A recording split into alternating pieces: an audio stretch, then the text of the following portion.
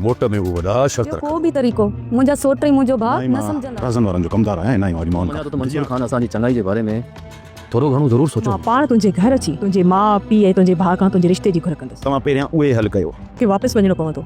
अस्सलाम वालेकुम दोस्तों, ड्रामे से दुलाब में अचण वारी एपिसोड में तव्हां ॾिसंदो त इहो मीर शाहनवाज़ खान यानी जाफ़र इहो रहज़न वारनि खे अञा भड़काईंदो, अञा इन्हनि जे दिमाग़ में ज़हर भरींदो ऐं हू बि इन जी ॻाल्हि खां मुतफ़िक़ थी वेंदा त वाक़ई हीउ सचो आहे, मंसूर खान धोखेबाज़ आहे, उन असां धोखो कयो आहे। ऐं उहे रहज़न वारा चवंदा तूं असां सां गॾु हल त मंसूर खान ते प्रेशर ॾियूं त उहो असांखे छोकिरी वापसि करे, हुन अञा छोकिरी वापसि नाहे कई। ऐं शाहनवाज़ खान चवंदो इहा कहिड़ी ॻाल्हि आहे, हाणे ई हलूं था, उनखे ताक़त ई न आहे को छोकिरी फबाए सघे। होॾां वरी सोडल खे बि वहम थी वियो आहे त मंसूर खान धोखो कयो आहे, मंसूर खान खे छोकिरी जी ज़रूरत हुई, उहा हासिलु करे वियो आहे ऐं जेको आहे उहा हाणे फबाए वेही रहियो आहे ऐं उहो ठा काॾों कराईंदो, उन खे सम्झाईंदो मुराद अहिड़ो न आहे मंसूर खान, उहो ठा कराईंदो।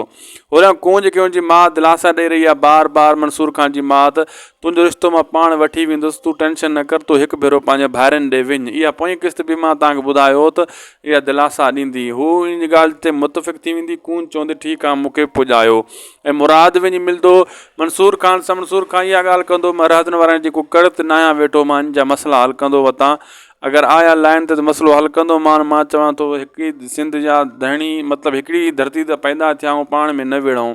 बहरहाल मुराद जी ॻाल्हि सम्झी वेंदो मंसूर खान जी।